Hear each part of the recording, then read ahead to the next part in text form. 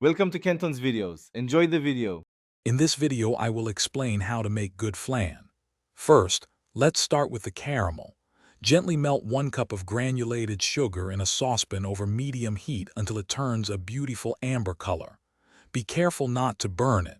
Once melted, quickly pour the hot caramel into your baking dish, tilting it to coat the bottom and about 1 inch up the sides. This creates that signature sweet topping. Next, we'll prepare the creamy custard.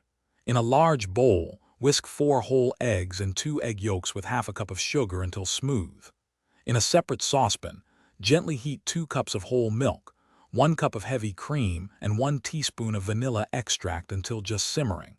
Slowly pour the warm milk mixture into the egg mixture while continuously whisking to prevent scrambling the eggs.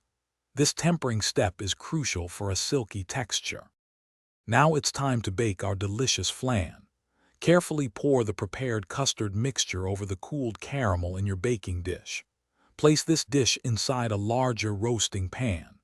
Fill the larger pan with hot water, reaching about halfway up the sides of the flan dish.